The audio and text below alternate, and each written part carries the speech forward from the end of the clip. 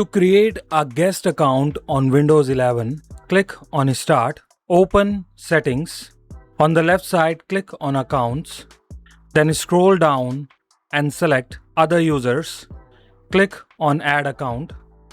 Select I don't have this person sign-in information.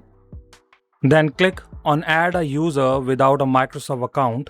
Here you need to type the username. Let me create one for you really quick. Let's say test account, and you can leave the password blank. Afterward, click on Next, and here you can see the local account is ready.